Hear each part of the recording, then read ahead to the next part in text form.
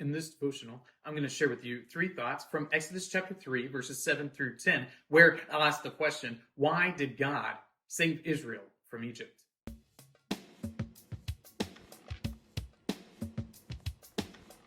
Exodus chapter 3, verses 7 through 10 says, Then the Lord said, I have surely seen the affliction of my people who are in Egypt, and I have heard their cry because of their taskmasters.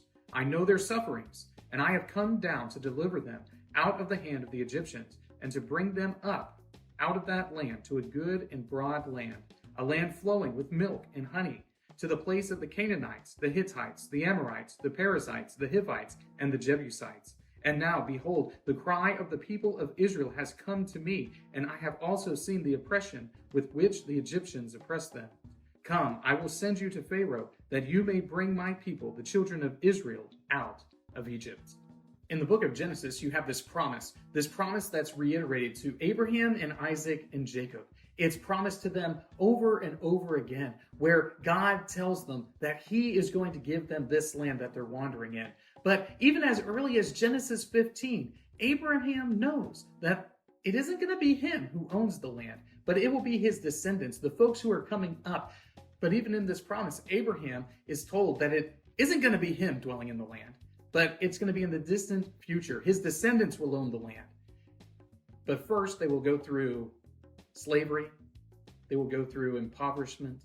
They will suffer greatly at the hands of the Egyptians. With that background in mind, here are three thoughts from Exodus chapter 3, verses 7 through 10, answering the question, why did God save Israel from Egypt? Thought number one, to end affliction.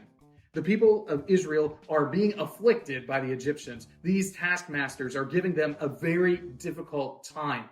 It says here in the beginning of Exodus that there arose a king who did not know Joseph. There arose a king who wasn't familiar with how the people of Israel came to dwell in the land of Goshen, and he saw them multiplying, and he said to himself, these guys are a threat. We're going to enslave them. And after he enslaved them, they still grew. They still got more and more people. And he said to himself, these guys, they cannot continue to grow in this way. So he decides to begin killing the males, killing all of the male children. So that way there wouldn't be so many Israelites. And it's in the midst of this persecution, this suffering, it's in the midst of this slavery that's getting heavier and heavier that the Lord hears and answers to end this affliction that the people of Israel are experiencing. Thought number two, to condemn Egypt. The Lord is going to bring Israel out of Egypt, and when he does, he is going to condemn that nation. As you read through the narrative of the Exodus, what you find is that the people of Egypt are continually rebelling against God. They see these signs, they see these wonders, but Pharaoh, what does he do? He hardens his heart. The Lord tells Moses beforehand that he is going to harden the heart of Pharaoh, that Pharaoh is definitely going to say no. After all of these miracles, after all of these signs, he will not allow it to happen, so that ultimately the firstborn sons of all Egypt will be killed. This is to condemn the nation.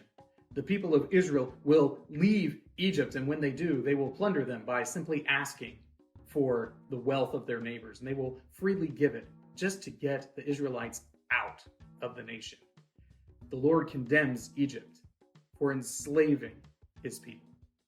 Thought number three, to honor his promise. The great promise that God makes to Abraham, Isaac, and Jacob is that they will dwell in the land that they wander in.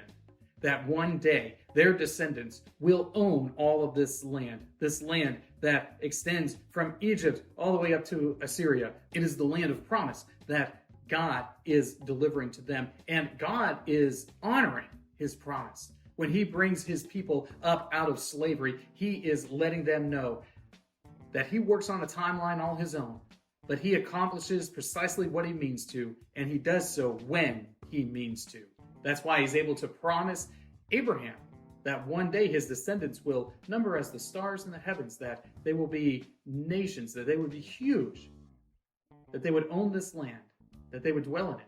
This is why in Genesis 15, God is able to tell Abraham that he one day will own all of this land through his descendants. It's a great promise that the Lord has given to them. and one that shows his great kindness and love for his people. These three thoughts come from the assigned reading of Exodus chapters 1 through 4. If you'd like to read through the Bible with me, you can do so by subscribing to this channel, by clicking on the link in the description, or by joining the Facebook group Through the Bible, where we are reading the text of Scripture together.